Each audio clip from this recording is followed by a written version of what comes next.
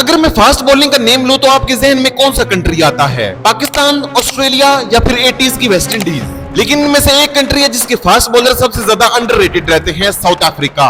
Allan Donald से लेकर Shawn Pollock तक, वर्नन फिलेंडर से लेकर डेल स्टेन तक और मॉर्ने मोर्कल से लेकर कगिसो रबाडा तक, इस कंट्री ने क्रिकेट को ऐसे ऐसे फास्ट बॉलर्स दिए हैं जिन्होंने अपने एरा में कंप्लीटली डोमिनेट किया है, लेकिन फिर भी इन्हें वो रिस्पेक्ट नहीं मिल पाई जो वसीम अकरम, वकार यूनुस, ब्रेट ली और ग्लेन मैग्रा जैसे बॉलर्स को मिली। साउथ अफ्रीका के ये सारे फास्ट बॉलर्स अपने आप में खास थे, लेकिन इन सब में से एक था जो कि सबसे ज्यादा खास था। What a delivery that is! जो कि साउथ अफ्रीका के बॉलर्स आजकल दूसरी टीम्स को डोमिनेट करते हैं, वो चीज उसी बॉलर ने स्टार्ट की थी। हर टूर्नामेंट में साउथ अफ्रीका का टॉप विकेट टेकर जिसका एग्रेशन और उसकी क्लास उसकी बॉलिंग को डिफाइन किया करती थी, मानो तो उस वक्त की साउथ अफ्रीकन क्रिकेट का हीरो। लेकिन फिर उसकी एक गलती और उस गलती ने उसके सब किए किराए पर पानी फेर दिया। ये कहानी है करेज की, ये कहानी है डोमिनेंस की, ये कहानी है हार्ट ब्रेक की, ये कहानी है south African legend Allan Donald की। But Alan Donald was probably the quickest. 1999. Beautiful. What a delivery that is! It's Donald 1, Atherton 0. And Donald's run out. That's the inner Donald, take him off. 1970 में south Africa को international cricket से ban कर दिया गया था, क्योंकि उस वक्त साउथ अफ्रीका में अपार्थाइड गवर्नमेंट थी जो कि ब्लैक अफ्रीकन को उनके हुकूक नहीं दिया करती थी। हालांकि ब्लैक अफ्रीकन उस वक्त साउथ अफ्रीका में 91% की डोमिनेंट पॉपुलेशन के साथ थे, लेकिन उन पर रूल 9% डच व्हाइट्स किया करते थे। ब्लैक अफ्रीकन को साउथ अफ्रीका में उनके बुनियादी हकूक भी नहीं मिला करते थे। यहां तक कि अगर किसी भी ब्लैक अफ्रीकन को एक डिस्ट्रिक्ट से दूसरे डिस्ट्रिक्ट तक जाना है तो उसे गवर्नमेंट से एक अप्रूवल लेना पड़ता था। लेकिन फिर 1990 में सब कुछ बदला। नेल्सन मंडेला को जेल से बाहर निकाला गया और ब्लैक अफ्रीकन को उनके हुकूक मिलना शुरू हुए। इसी चीज को देखते हुए आईसीसी ने भी 1991 में साउथ अफ्रीका को क्रिकेट में वापस बहाल कर दिया। 1991 में साउथ अफ्रीका की वापसी होती है क्रिकेट में। साउथ अफ्रीका की टीम बैन हटने के बाद पहला टूर करती है इंडिया का, जहां पर वो पहला वनडे मैच 10 नवंबर 1991 को खेलती है और इसी ओडीआई मैच में भी एलन डोनाल्ड का डेब्यू होता है। एलन डोनाल्ड अपने डेब्यू मैच में ही 5 विकेट हॉल ले लेते हैं और ये एक लंबे टाइम तक एक ऐसा रिकॉर्ड बन जाता है जिसे कोई भी साउथ अफ्रीकन बॉलर नहीं तोड़ पाया था। एलन डोनाल्ड वो पहले बॉलर बने थे जिन्होंने साउथ अफ्रीका के लिए ओडीआई डेब्यू पर ही 5 विकेटें हासिल की थी। लेकिन फिर कगिसो रबाडा ने 2015 में इस रिकॉर्ड को तोड़ा जब उन्होंने अपने ओडीआई डेब्यू पर 6 विकेटें हासिल की।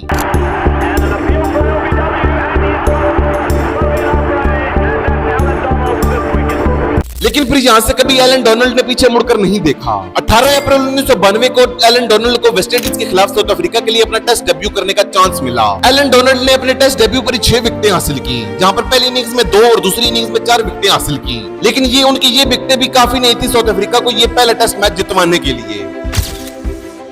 जिसके बाद आ जाता है साल 1992 का cricket world cup. 4 world cup तक लगातार इंतजार करने के बाद आखिरकार 1992 के वर्ल्ड कप में साउथ अफ्रीका को खेलने का मौका मिलता है। साउथ अफ्रीका इस वर्ल्ड कप में शानदार परफॉर्मेंस दिखाती है और इस वर्ल्ड कप के सेमीफाइनल में जा पहुंचती है।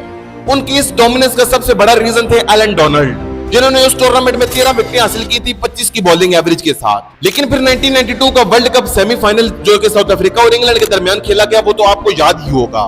साउथ अफ्रीका तो इस वर्ल्ड कप के सेमीफाइनल में पहुंच गई, लेकिन हाय बुरी किस्मत, साउथ अफ्रीका इंग्लैंड के खिलाफ इस सेमीफाइनल को जीतने के लिए एक स्ट्रॉन्ग पोजीशन में थी, जहां पर उन्हें लास्ट 15 बॉल्स में सिर्फ 22 रन की जरूरत थी। लेकिन फिर एकदम से बारिश आ जाती है और उसके बाद रिवाइज टारगेट होता है 7 बॉल्स में 22 रन, जो कि चीज पॉसिबल भी थी। लेकिन उसके बाद भी बारिश नहीं रुकती और अंपायर एक दफा फिर रिवाइज टारगेट कर देते हैं और इस दफा रिवाइज टारगेट होता है 1 बॉल में 22 रन, जो कि पॉसिबल ही नहीं था। That's going to need 22 runs off this one ball. Some comes Chris Lewis to bowl the final delivery. It's pushed away to mid-wicket. You can see that all the players are disappointed with that end. The crowd will roar here at this cricket ground. So at the end, it's England and a disappointing finish to a wonderful match. South Africa अपनी बुरी किस्मत जिसने आज तक भी उनका पीछा नहीं छोड़ा, उसके चलते हुए 1992 वर्ल्ड कप सेमीफाइनल से बाहर हो जाती है और इंग्लैंड फाइनल के लिए क्वालिफाई कर जाता है। और फाइनल में भी इंग्लैंड के साथ क्या हुआ वो कोई भी पाकिस्तानी फैन नहीं भूल सकता। जिसके बाद एलन डोनाल्ड की एक डोमिनेंस परफॉर्मेंस आती है साल 1994 में, जहां पर वो टेस्ट क्रिकेट में 51 विकेट्स हासिल करते हैं और साउथ अफ्रीका की तरफ से टॉप विकेट टेकर साबित होते हैं उस पूरे साल में। 1994 और 1995 में अच्छे तरीके से डोमिनेट करने के बाद आ जाता है साल 1996 और 1996 में एक दफा फिर पूरे क्रिकेट वर्ल्ड कप खेला जाना था। इस दफा भी हर किसी को साउथ अफ्रीका से बहुत ज्यादा उम्मीदें थी और खास तौर पर एलन डोनाल्ड से। एलन डोनाल्ड भी साउथ अफ्रीकन फैंस की उम्मीदों पर खरे उतरे, जहां पर उन्होंने 4 मैचेस में 10 विकेटें हासिल की, जो कि किसी भी बॉलर की मुत्तैया मुरलीधरन के बाद उस वर्ल्ड कप में सबसे ज्यादा विकेटें थी। लेकिन एलन डोनाल्ड की ये शानदार परफॉर्मेंस भी काफी साबित नहीं हुई कि साउथ अफ्रीका उस वर्ल्ड कप के सेमीफाइनल में भी पहुंच पाती। जिसके बाद आ जाता है साल 1998 और साल 1998 न सिर्फ एलन डोनाल्ड बल्कि पूरी साउथ अफ्रीकन नेशन के लिए एक ख्वाब जैसा ही था। एलन डोनाल्ड ने इस पूरे साल में वनडे क्रिकेट और टेस्ट क्रिकेट को मिलाकर 80 विकेटें हासिल की, जो कि उस पूरे कैलेंडर ईयर में किसी भी बॉलर की सबसे ज्यादा विकेटें थी। और ये 80 विकेटें हासिल करके एलन डोनाल्ड ने अपना नाम उस लिस्ट में भी जोड़ा जिन बॉलर्स ने एक कैलेंडर ईयर में सबसे ज्यादा विकेटें हासिल की थी। और साल 1998 में भी वो मोमेंट आया जब साउथ अफ्रीका ने अपनी पहली आईसीसी ट्रॉफी जीती। उस साल आईसीसी ने एक नया इवेंट इंट्रोड्यूस करवाया जो कि था आईसीसी नॉकआउट इवेंट, जिसका नेम बाद में चेंज करके आईसीसी चैंपियंस ट्रॉफी कर दिया गया। साउथ अफ्रीका ने इस नॉकआउट टूर्नामेंट में अपने दोनों मैचेस जीते और इस टाइटल को अपने नाम कर लिया। He's obliged. He's whacked up and away. It's a square leg for 4. South Africa have won the World International Cup in great style. Allan Donald ने इस नॉकआउट टूर्नामेंट के दोनों मैचेस में 4 विकेटें हासिल की और साउथ अफ्रीका की जीत में एक अहम किरदार अदा किया। 1998 की चैंपियंस ट्रॉफी जीतने के बाद साउथ अफ्रीकन क्रिकेट टीम से हर किसी को बहुत ज्यादा उम्मीदें हो गई थी और देखते ही देखते आ गया साल 1999 और साल 1999 4 विकेटें हासिल करके ऑस्ट्रेलिया को 213 रन पर ही समेट दिया। अब हर किसी को ये लग रहा था कि साउथ अफ्रीका के ये बैट, बहुत बड़ा मसला ये था कि साउथ अफ्रीका के हाथ में सिर्फ एक ही विकेट थी।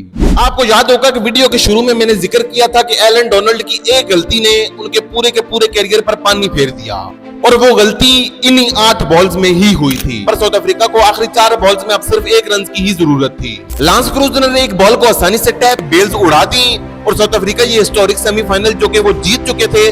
साउथ अफ्रीका ये सेमीफाइनल, हालांकि ये मैच टाई हुआ था, लेकिन क्योंकि ऑस्ट्रेलिया साउथ अफ्रीका को ग्रुप स्टेजेस में शिकस्त दे चुकी थी, इसीलिए ऑस्ट्रेलिया को इस सेमीफाइनल का विनर डिक्लेयर करके फाइनल में पहुंचा दिया गया। एलन डोनाल्ड के इस एक रन आउट की वजह से पूरी की पूरी साउथ अफ्रीकन नेशन और साउथ अफ्रीकन मीडिया ने उनकी तमाम परफॉर्मेंसेस को पसे पुष्ट डाल दिया। पूरी की पूरी साउथ अफ्रीकन नेशन ने तो खूब खरी खोटी सुनाई ही, लेकिन मीडिया भी पीछे नहीं रहा। खैर, जो भी होना था वो हो चुका था। उसके बाद पूरी की पूरी साउथ अफ्रीकन नेशन और एलन डोनाल्ड टूट चुके थे और इस शिकस्त के बाद आहिस्ता आहिस्ता अब एलन डोनाल्ड की परफॉर्मेंस का ग्राफ नीचे आने लगा था। 2002 आते आते एलन डोनाल्ड की टेस्ट क्रिकेट में परफॉर्मेंस बहुत ज्यादा खराब हो चुकी थी, यहाँ तक कि अपने आखिरी टेस्ट मैच में एलन डोनाल्ड बॉलिंग करते करते एकदम से गिर पड़े। यहाँ तक कि कमेंटेटर्स ने भी कह दिया कि एलन डोनाल्ड अब खत्म हो चुके हैं। Nicely driven away. Waiting is the call. And Donald's down. Donald is down. That's the end of Donald. Take him off. 25 फरवरी 2002 को एलन डोनाल्ड ने ऑस्ट्रेलिया के खिलाफ अपना वही आखिरी टेस्ट मैच खेला जिसमें वो बुरी तरीके से गिरे थे और बदकिस्मती से साउथ अफ्रीका वो टेस्ट मैच बुरी तरीके से 360 रन से ऑस्ट्रेलिया से हार भी गई। इसी चीज को देखते हुए 25 फरवरी 2002 को एलन डोनाल्ड ने टेस्ट क्रिकेट से रिटायरमेंट का ऐलान कर दिया, लेकिन वो ओडीआई क्रिकेट खेलते रहे और क्रिकेट वर्ल्ड कप 2003 भी खेला। इस वर्ल्ड कप में साउथ अफ्रीका तो बहुत बुरे तरीके से हारा ही, लेकिन एलन डोनाल्ड की परफॉर्मेंस भी बहुत ही बुरी रही, जहां पर उन्होंने 3 मैचेस में सिर्फ 1 विकेट हासिल की और साउथ अफ्रीका भी इस वर्ल्ड कप को बुरी तरीके से हार गया। अपनी बढ़ती हुई उम्र और खराब परफॉर्मेंस को देखते हुए एलन डोनाल्ड ने 2003 के वर्ल्ड कप के बाद ओडीआई क्रिकेट से भी रिटायरमेंट का ऐलान कर दिया। लगातार 10 सालों तक ओडीआई क्रिकेट और टेस्ट क्रिकेट में इतनी शानदार परफॉर्मेंस देने के बाद भी एलन डोनाल्ड को सिर्फ उस एक रन आउट की वजह से ही याद किया जाता है। आप हमें कमेंट्स में बताइए कि एलन डोनाल्ड एक लेजेंड थे या फिर लूजर। आज के लिए इतना ही। अपना ख्याल रखिएगा और अपने इस चैनल का भी। अल्लाह हाफिज।